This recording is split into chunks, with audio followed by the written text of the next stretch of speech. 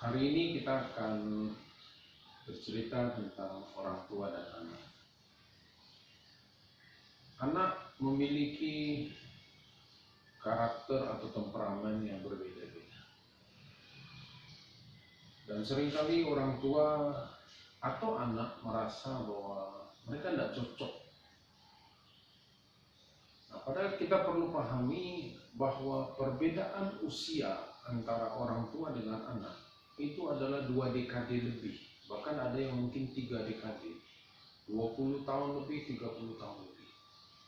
Nah, dengan perbedaan usia yang sekian puluh tahun itu kan membuat cara berpikir kita beda. Dan kemudian dengan perubahan-perubahan zaman itu akan membuat anak-anak juga berbeda.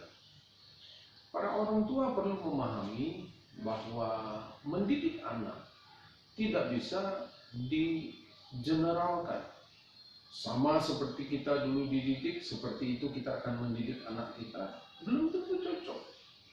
Seringkali anak-anak merasa tidak nyaman karena orang tua mendidik dengan cara yang sama seperti dia dididik. Kenapa tidak kita mau berubah? Belajar memahami pola pikir anak-anak masa sekarang, generasi milenial, seberapapun usia mereka saat ini. Mereka punya budaya yang berbeda, karakter yang berbeda.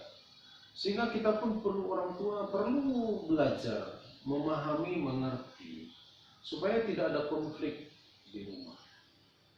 Anak-anak pun perlu belajar untuk memahami pola pikir orang tua mereka. Mungkin dia merasa orang tuanya kuno, ketinggalan zaman, ya, tapi mereka itulah orang tuanya. Dan mereka pun harus belajar menghormati, menghargai anak, menghormati orang tua. Orang tua mendidik anak-anak. Mendidik tidak hanya sekedar berkata-kata.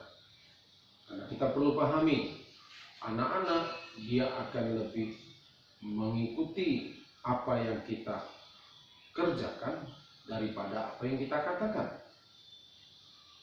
Dia akan ikuti, karena itulah teladannya. Jadi buat para orang tua, mari kembangkan wawasan kita. Tingkatkan terus kualitas kita. Kalau tidak, kita akan salah mendidik anak-anak kita. Dan anak-anak juga perlu belajar memberikan respect, rasa hormat kepada orang tua. Kalau kalian tidak belajar sebagai anak-anak memberikan respect atau rasa hormat kepada orang tua, berakibat tidak baik dalam hidup. Jadi perlu hal yang terus kita kembangkan. Orang tua mengembangkan wawasan, memahami budaya anak-anak masa kini, apa yang sedang terjadi sekarang, pola pikir mereka. Dan anak-anak pun perlu belajar memberikan rasa hormat kepada